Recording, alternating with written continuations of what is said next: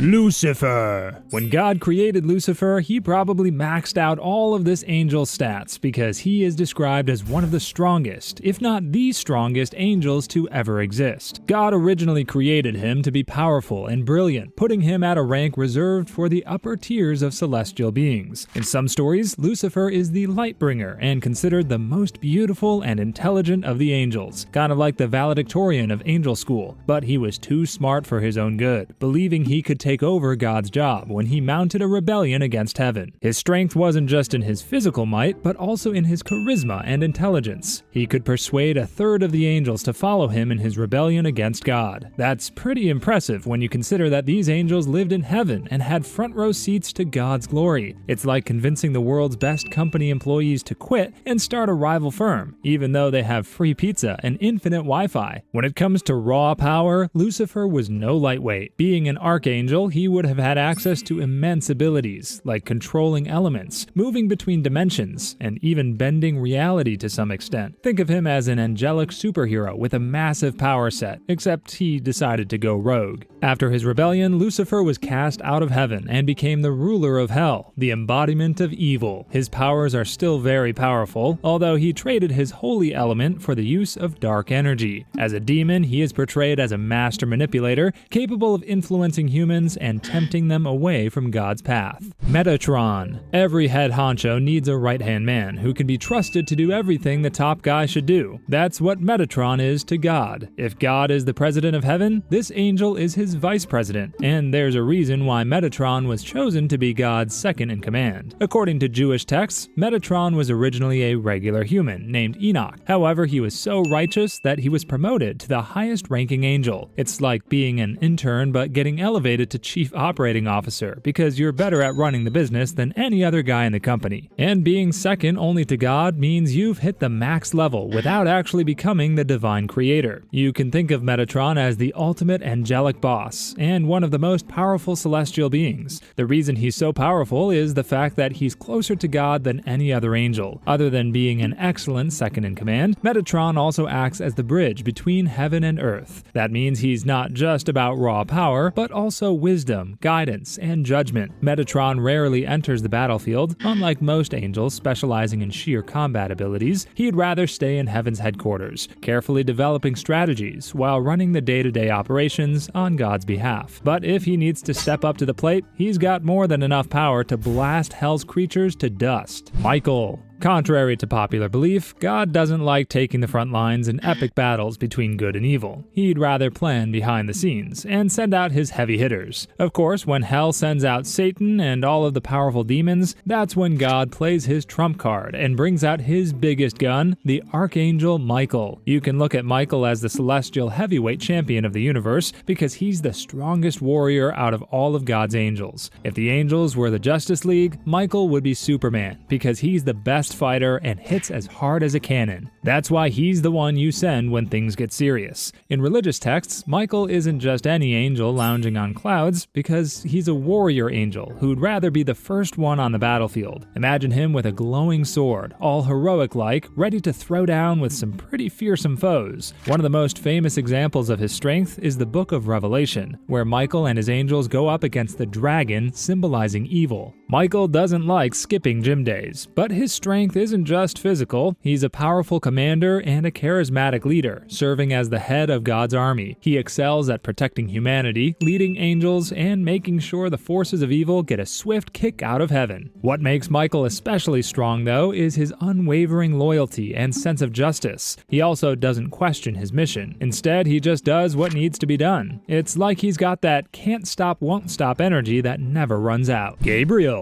You'd think Gabriel is just FedEx with angelic wings, because he's often portrayed as God's chief messenger angel. But because of his important role, he's actually one of the strongest angels. Gabriel is your all-around go-to guy, the angel considered to be heaven's multitasker. He's got physical strength, but it's not just about bench-pressing clouds or pulling off heavenly push-ups. Instead, he's the guy willing to do everything, including serving divine news to God's servants. You'd remember him as the angel who told Mary she'd be the mother of Jesus. Imagine being the one to say, say, "Congrats, you're having a boy, and he's the son of God." That means that God trusted in his strength well enough to handle such heavenly pressure on his shoulders. His power is more about authority, presence, and impact. He's described as standing in the presence of God, which already tells you he's packing some major spiritual energy, like the ultimate power-up in a video game. There are also stories where Gabriel is involved in battles or guiding armies, such as in Islamic tradition, where he helps Prophet Muhammad in times of need. This shows that when it's time to throw down in a spiritual sense, he can handle himself just fine. But it's less about physical brawn and more about wielding the will of the divine. Basically, he's the Swiss Army knife of heaven because he's got strength, power, authority, wits, and a lot of willpower. He's the kind of strong where you realize something major is about to happen if God sends him out. Raphael. Let's say you're an angel and on a heavenly adventure with other angels in a questing party, like what you do when you go on a Dungeons & Dragons quest. Of course, while having a lot of heavy hitters can be great, you also need a healer to keep everyone in full health. That's where Raphael enters the scenes as the priest of your questing party because he specializes in healing. He's often described as a peaceful figure who doesn't like throwing punches, but would rather cast healing and protection spells behind other angels. So in a way, you can think of him as that guy who would trade weight training and Red Bull for yoga and herbal teas. But that doesn't mean he's not strong. In various religious texts, Raphael is described as not only strong in the physical sense, but also mentally and spiritually. Basically, he maxed out his intelligence and faith stats. His strength comes from his deep connection to divine power. He's one of the 7 archangels standing directly before God, so you can imagine the energy he's got backing him. If you play a lot of video games, you'd know that healers are some of the strongest dudes in a party, because healing is no easy feat. It's one thing to fight a physical battle, but it takes an entirely different kind of power to heal both body and soul. It's said that Raphael is the one who helps cure people of illnesses, protects travelers, and even guides them on spiritual journeys. Uriel. If you're called the Flame of God or the Light of God, you know you're among the strongest angels. After all, if you're both a firebender and a lightbender, you will be a big deal among God's angelic forces. Basically, this angel can throw around holy flames and even cast light-based magic, kind of like a hybrid between a mage and a paladin. That means that Uriel is the guy you'd rely on if you want someone backing you up with magical spells while you're battling demons on the front. But this angel isn't just about lighting the battlefield up with flames. He's one of heaven's wisest and most intelligent angels, making him a cosmic strategist. You're looking at a chess grandmaster instead of a powerlifter. Uriel can outsmart you before a battle starts because he's always 5 steps ahead. When he's not fireballs, Uriel also reveals truths and lights up dark situations, literally and figuratively. He strengthens other people by enlightening their minds and guiding them through confusion, so he doesn't only bring the heat but also knows how to buff his companions. Uriel's wisdom is another huge part of his strength. It's said he was the one who warned Noah about the flood, giving humanity a fighting chance. And it's Uriel who helps keep the balance in the universe. Imagine the chaos if someone wasn't there to keep the cosmic scales from tipping over. Abadon. You might think that angels are all about being good at healing people, guiding souls, fixing things, and fighting demons. But you probably don't know that angels are also good at blowing stuff up. That's where Abadon excels because he's known as the Angel of Destruction. And if you're good at destroying stuff, that's when you know you're packing some serious heat. Abadon's power is more about dominion, control, and utter destruction. He's a key player at the end of times, where he's in charge of unleashing chaos like a dark general leading a horde of creatures to destroy the universe. So in a way, he's the angelic version of a nuclear bomb. Once he appears, it's all over because everything will turn to dust in a heartbeat. Being able to destroy everything is what makes him one of the strongest beings in the universe. While other angels, like Michael, are known for straight-up strength and battlefield supremacy, Abadon has a darker and gloomier power. It might sound like this angel is the ultimate emo kid of heaven because he seems like an angsty kid who just wants to see the whole world burn, but he has one of the most important roles. Destruction and creation are 2 sides of the same coin. If you want to create something, you have to destroy it. God handles the creation stuff, but he leaves the bulldozing to Abadon, especially in the book of Revelation. However, even though Abadon is destined to destroy the universe, he isn't necessarily evil. He's a necessary force in the cosmos, because his role is part of the divine order. Like how a demolition guy destroys stuff, not because he's sinister, but only because it's his job to blow buildings up. Sandalon. If you think Godzilla is gigantic, Sandalon makes him look like an ant. This angel is so huge that it would take you 500 years to walk from his head to his feet. That's one big angel you wouldn't want to challenge to a basketball game. His immense size contributes to his strength and power because he can simply squish all of God's enemies under his foot. Sandalon, however, doesn't just specialize in dunking the ball on the heads of demons on the court. In fact, his role isn't to enter the battlefield and trample everything to dust. Instead, he acts as a messenger, a bridge between God and humanity. After all, if you're so tall, you're an elevator connecting earth to heaven. But it also takes sheer spiritual power to connect humanity's prayers to God. One of his strengths is his representation of the balance between the human and the divine. Sandalon is like his brother Metatron because he also used to be human before he got a divine fast-track promotion to one of God's strongest angels. He was once the prophet Elijah, who ascended into heaven and became an archangel. This gives him a unique understanding of human struggles, dreams, and flaws. That empathy and his angelic power make him a strong spiritual guide. Sandalon is also considered the angel of music, and it's said that his prayers are actually like songs that rise to God. So he may be large and in charge, but this guy is more of a gentle giant who prefers to focus his energy on prayers, songs, and conversations with humanity. Razal.